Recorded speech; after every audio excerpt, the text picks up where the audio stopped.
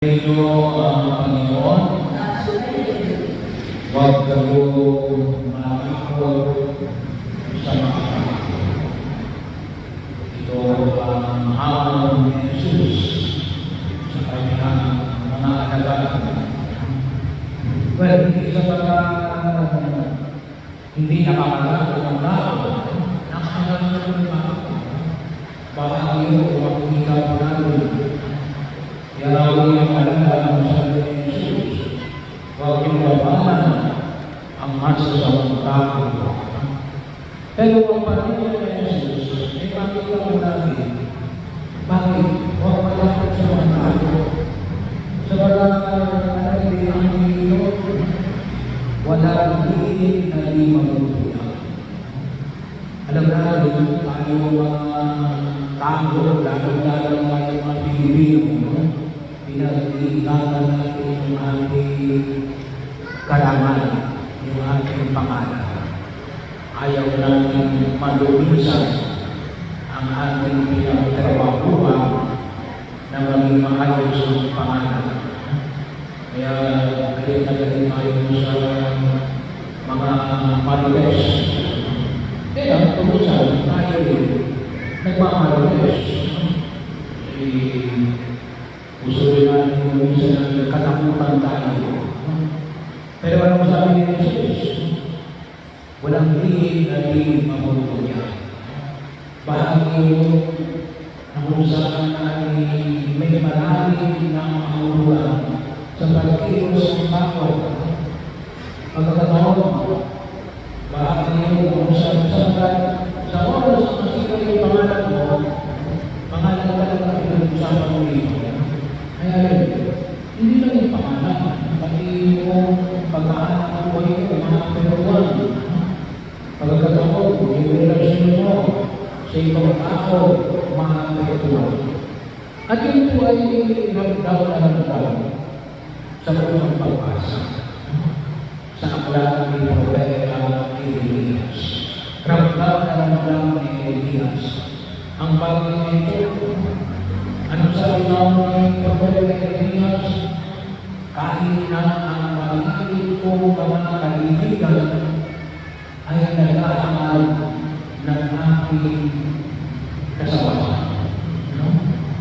So, bakit yun? Mga malalim ng kaibigan. Bahagi na kung saan ay naranasan ni Elias. At maaaring naranasan natin na kung saan yung mga bahagi na kung saan tayo ay sigurado maapektuhan sa ating pag-ibig. Bakit naman ito nato?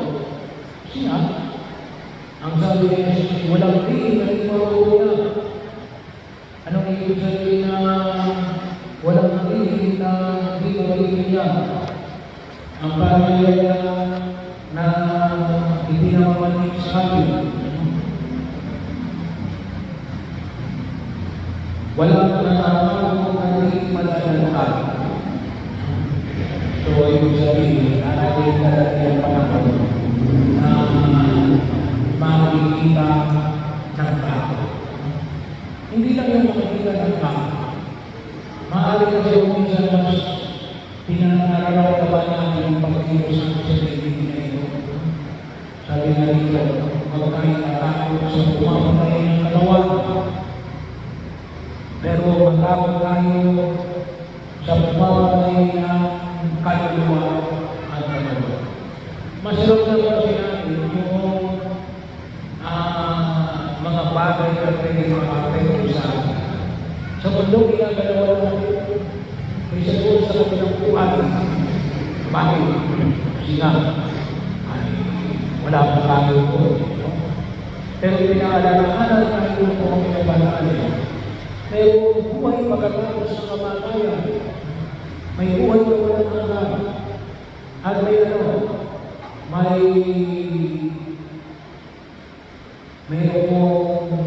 kamatayan walang katapusan. At mayroong purgatorio. Tawag na natin yan, kapalusahan. bahagi ho na pinakailangan natin pag-usapan. So, sa dugo, sa pag-ibig. Alam niyo, balik po ako sa grupo ng isang organisasyon pag-usapan. Sabi nila, paano po ako ngayon? Ang nangyayari ay pakapagyarihan, palakasan. Kagagawa, ano magaling na yung problema? Sabi ko, baka hindi natin na ituturo ang katotohanan tungkol sa buhay pagkatapos ng kamatayan. Maaari hindi natin masyado na ituturo ang turo na Jesus tungkol sa langit at impyerno. At sa turo sa purgatorio. Bakit? Kasi sinasabi ni Jesus na wala lihim na di mabubunyag. Ano ba ibig sabihin nito? Kasi tayo, kapag tayo namatay, nakaharap na sa Diyos. Individually. Paano ang mga mabubunyag? Kasi kung mapagbabalas sila lamang namin sa lihim na ito, ay may mga katotohanan na nanapili na katago. Hindi malaman kung ano talaga yung totoo. Sa mundo ginagalawan natin dito, kung minsan may dekada lang na malimas, kung minsan mga 100 years, may tatago. So, paano natin malalaman? Meron mo kasi na tinatawag na general judgment. Na ang bawat isa ay uusgahan sa harapan ng maraming tao. At hindi lang mga tayo uusgahan o uusgahan sa harapan ng maraming tao.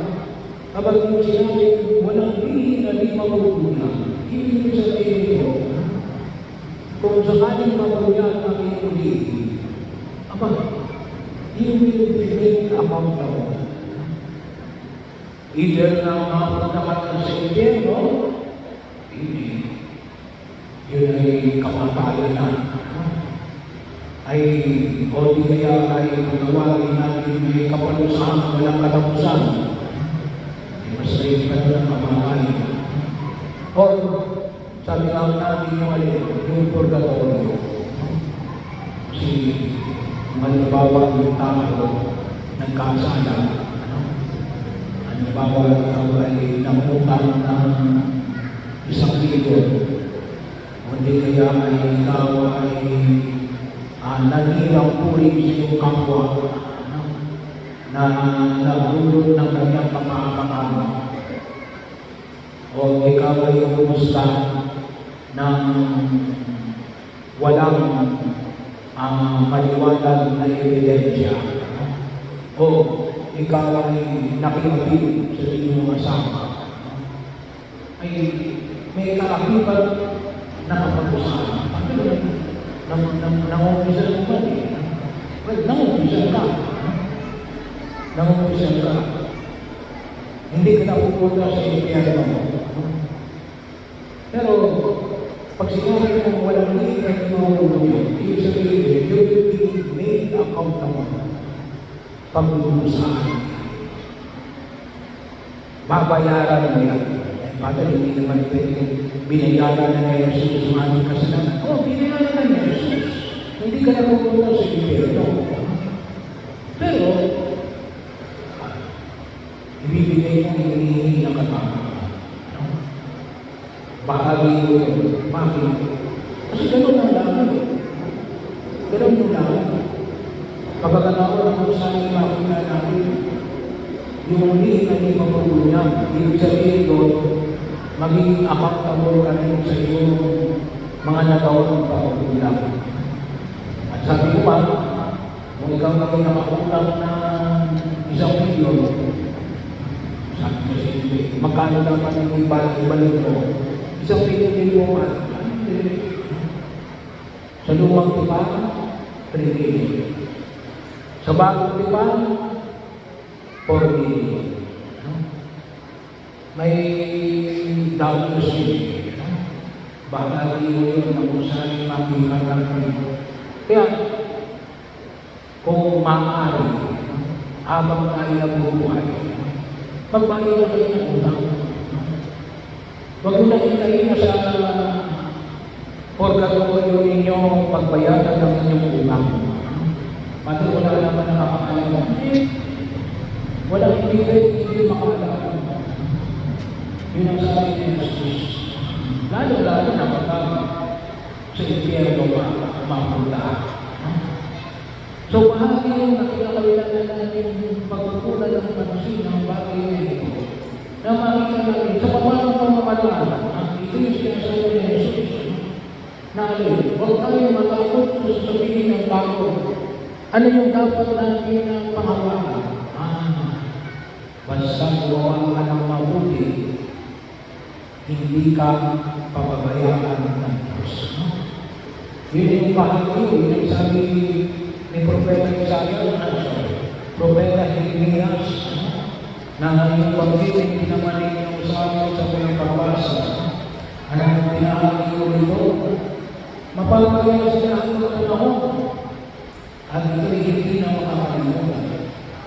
Makatalong taong sumubok sa mga tao, poon, Diyos na mga pamilya, alam mo ang laman ng kanilang mga puso at isip. Kaya ikaw ang mag-iiganti sa mga kaaway ko. So bahagi ito, yung sabi nga, sabi ng Panginoon, akin ang mag-iiganti.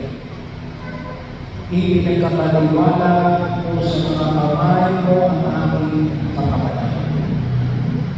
Sapagkat iniligtas niya ang mga napili mula sa mga gumagawa ng masama. Doon na yung pagkiwala. Hindi sa pananako ng tao. Kaya, kung ganito yung ating pagkaunawa, kahit anong sabihin ng tao, tayo ay mananatiling naman sa panawagan ng ating Panginoon Jesucristo. Bahagi yung panawagan namin na baka akala namin sa mga ginagalawa natin na naitama ko ang kaguluhan. Hindi. Sa pati ng buhay